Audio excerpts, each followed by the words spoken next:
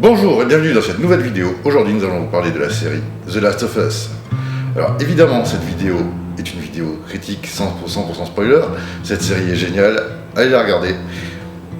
Si vous n'avez pas vu la série, allez voir la série sur Amazon et revenez voir cette vidéo.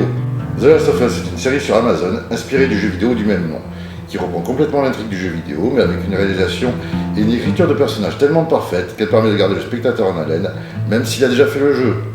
L'histoire commence en 2003, où le cordyceps, un champignon qui existe vraiment dans la vraie vie et qui est capable de prendre le contrôle d'araignées ou de fourmis, a muté suite au réchauffement climatique. En fait, il permet de s'adapter à la température du corps humain et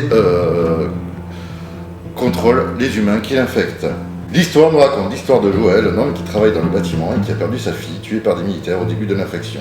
Les plans sont infectés, alors qu'ils sont censés protéger la population. La trame de la série et du jeu est de montrer que l'humain est violent et individualiste, surtout dans les pires conditions que pourrait vivre l'humanité, et démontre que cette violence ne sert à rien à part tout perdre.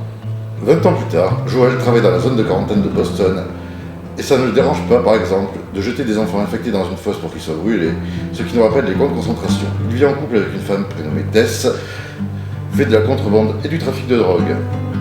C'est au moment où il perd sa fille que le temps s'arrête pour lui. En fait, les militaires, quand il tue sa fille, sa montre prend un impact de balle, du coup elle est arrêtée à l'heure où elle s'est pris la balle, et il garde sa montre pendant toute la série.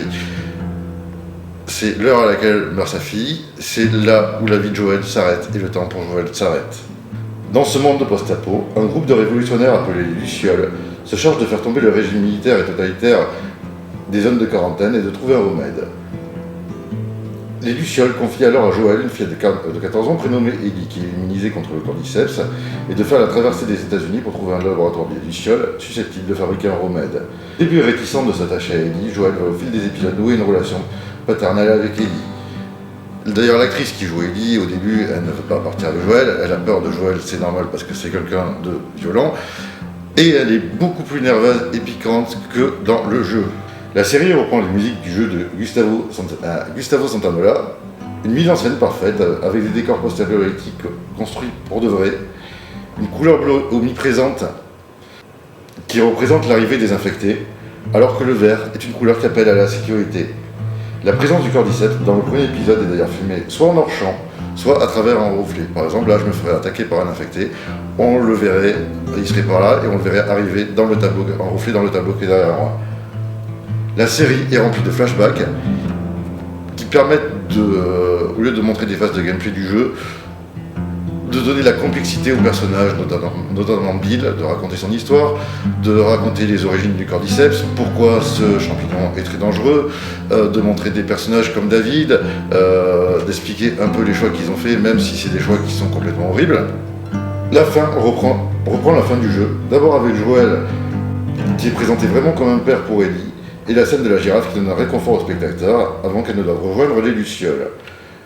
Joel apprend qu'ils vont être obligés de la tuer pour permettre la création du remède, et à ce moment-là, il y a Joel qui pète un plomb, qui va tuer toutes les Lucioles. C'est une scène qui est millimétrée. Joel sait ce qu'il fait, il est complètement bourrin. Dès qu'il a plus de munitions, il tue les Lucioles au couteau, et il ramasse leurs armes, et il continue à les tuer. Il en laisse pas une survivre, il se fait rattraper. Il va tuer le chirurgien, il récupère Ellie, il se fait rattraper par Marlène, qui est la chef des Lucioles dans le parking.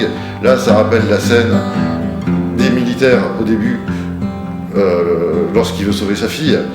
Et ben là, du coup, il tue Marlène sans hésiter, et à la fin, il ment à Ellie, disant qu'il n'y avait pas de remède. Pourquoi il fait ça? Parce que Joel n'est pas un héros. Joel, c'est un personnage de jeu vidéo et de série, qui est en fait, au lieu d'être un héros, c'est quelqu'un d'ordinaire qui se comporte comme un père. C'est quelqu'un comme tout le monde. Du coup, Joel fait le choix de choisir sa fille de substitution plutôt que la survie de l'humanité. Bien évidemment, pour la série, je lui mets un 5 sur 5.